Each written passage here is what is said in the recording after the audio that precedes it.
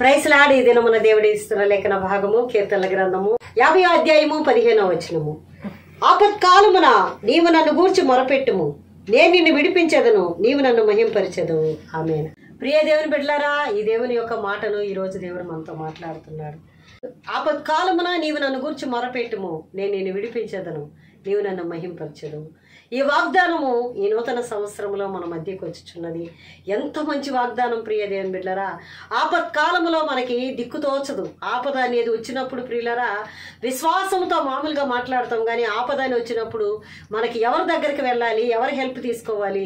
ఒకవేళ డాక్టర్ రిపోర్ట్స్లో ఇక బ్రతకమని చెప్పినప్పుడు, లేకుంటే ఈ అప్పుల ద్వారా నువ్వు నశించిపోతావు, నీ ఇల్లు జప్తీ చేస్తానని చెప్పినప్పుడు, ఈ కోర్టు కేసు నీకు గెలవలేవని చెప్పినప్పుడు, నీ చదువు తగిన ఉద్యోగం లేదు, నీ వయసు అయిపోయిందని చెప్పినప్పుడు, ఈ మ్యారేజ్ అవ్వదు, నువ్వు మ్యారేజ్కి అనర్హుడివి అనర్హురాలివి అని చెప్పినప్పుడు, ఏదో విషయంలో ఆపదని ఇంటికి వచ్చినప్పుడు, శత్రువులు నిన్ను చంపాలని వచ్చినప్పుడు, నీ ఇంటి నాశనం చేయాలని వచ్చినప్పుడు, నీ లైఫ్ని పాడు చేయాలని వచ్చినప్పుడు, ఆపదలో కష్టంలో కన్నీటిలో దిక్కుతోచని స్థితిలో మనం కనిపిస్తాం. కానీ దేవుడు ఏమంటున్నాడంటే, ఆపత్కాలంలో నీవు నన్ను గూర్చి మొరపెట్టుము, నేను నిన్ను విడిపిస్తానని వాగ్దానం ఇస్తున్నాడు. నువ్వు నన్ను మహిమపరుస్తావని కూడా ఆయనే చెప్తున్నాడు. ఈ వాక్యం వింటున్నాడు ప్రియ దేవుని బిడ్డలారా. 2015వ సంవత్సరం ఫిబ్రవరి మాసంలో నాకు భయంకరమైన ఒక ఆపద సంభవించింది. అనేకులు సిస్టర్ మీరు సాక్ష్యం పంచుకోండి అని చెప్పారు.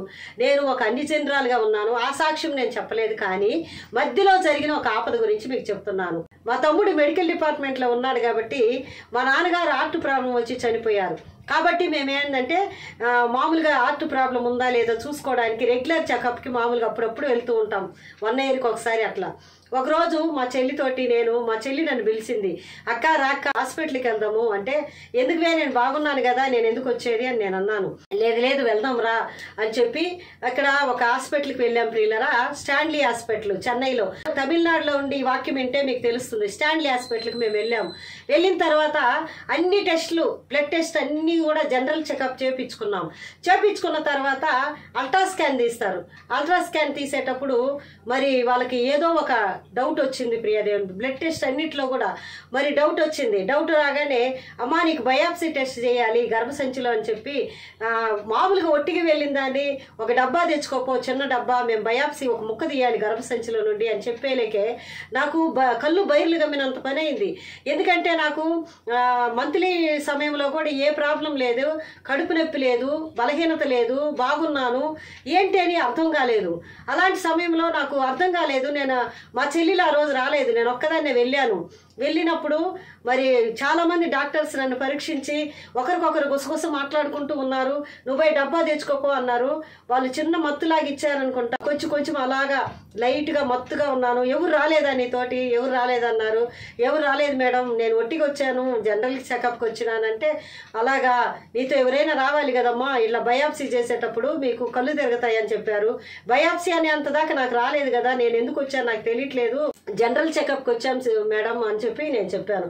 సరే నువ్వు బయటకు వెళ్ళిపోయి స్టాన్లీ హాస్పిటల్ గేట్ దగ్గర ఒక డబ్బా ఒక 10 రూపాయలు ఉంటుంది తీసుకోవచ్చుకమ్మా, మేము తీస్తామంటే నాకు చాలా బాధ. నడుచుకుంటూ వెళ్తున్నాను, ప్రభా ఇదేంటి అర్థం కాలేదే, మరి వీళ్ళు చూస్తే ఒక డౌట్ పడుతున్నారు, గుసగుస మాట్లాడుకుంటున్నారు అని చెప్పి నేను చాలా కృంగిపోయి బాధతో డబ్బా తీసుకువెళ్ళి కానీ మళ్ళీ పడుకోబెట్టి వాళ్ళు చాలాసేపు గుసగుస మాట్లాడుకుంటూ నన్ను చూస్తూ ఒక జాలిగా దయగా చూస్తూ ఉన్నారు. ఒక బయాప్సీ కొంచెం తీసి ఇది ల్యాబ్కి ఇచ్చేసిరా పో అని చెప్పి నాకు ఇచ్చేటప్పుడు ఆ డబ్బా పట్టుకొని నేను పోతా ఉంటే ఒక అక్క బ్యూలా అని ఉంది, ఆమె నన్ను చూసింది.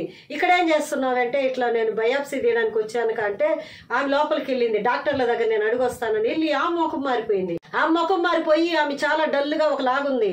నాకు అర్థం కాలేదు. అక్క సొల్లుగా చెప్పండి కానీ అంటే, ఏం లేదు నీకు గర్భసంచిలో ఒక క్యాన్సర్ ఉన్నట్టుగా ఒక డౌట్ వస్తుంది, కాబట్టి బయాప్సీ టెస్ట్లో తెలుస్తుంది అని చెప్పి అనగానే నాకు అట్లే ఒకలాగా అయిపోయింది. కళ్ళన్నీ బయర్లు గమ్మిపోయి చీకటి గమ్మిపోయింది, అట్లే పడిపోయేటట్టు అయిపోతున్నాను.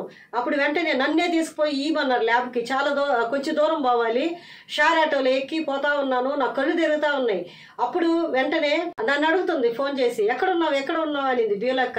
అక్క నేను ల్యాబ్లో వేయడానికి పోతున్నంటే, అయ్యో నువ్వెందుకు పోయావే, ఎవరినైనా పంపిద్దును కదా ఇక్కడ పని చేసే వాళ్ళని, కళ్ళు తిరిగి పడిపోతావు రోడ్లో అనింది. అప్పుడు నేను వెంటనే ఏం చేశానంటే సరే అని చెప్పి నేను రిటర్న్ వెళ్ళినప్పుడు అక్కడ వాళ్ళు నన్ను చూసి ఈ గర్భసంచిలో క్యాన్సర్ ఉన్నట్టుగా ఒక డౌట్ వస్తుందమ్మా అని చెప్పారు. ఆ టైంలో నేను ఎంతగానో ఇంటికి వచ్చేసాను ప్రియులారా. 2015 ఫిబ్రవరి నెలలో 9వ తేదీ సోమవారం రోజు ఏడ్చుకుంటూ కన్నీరు గార్చాను. నా ఇంట్లో అందరూ కూడా నరకం చూస్తున్నారు. శుక్రవారం రోజు 2015 సంవత్సరము 13వ తేదీ శుక్రవారం రిజల్ట్ రావాలి. ఆ రోజుకంతా నేను చాలా కృంగిపోయి ఉపవాసం ఉండి ప్రభువా ఈ జీవితం మీరిచ్చింది, మీరు నన్ను స్వస్థపరచండి, లేదంటే ఈ ప్రాణం తీసుకోండి అయ్యా. అయ్యా 40 కూడా వయసు కాలేదే, అంతలేకి నేను చచ్చిపోతే అందరూ ఏమంటారయ్యా, సేవ చేసింది ఈ అమ్మ ఇట్లా అయిపోయింది, నేను ఏం పాపం చేసింది అంటారయ్యా, నువ్వు నాకు జీవం ఇవ్వమని చెప్పి ఆపత్కాలంలో నా దేవుని చూసి నేను మొరపెట్టాను ప్రియులారా.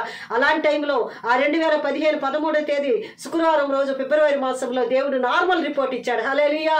ఆపత్కాలంలో ఆయన గురించి నేను మొరపెట్టినప్పుడు ఆయన నన్ను స్వస్థపరిచారు, నన్ను విడిపించారు, నన్ను బ్రతికించారు.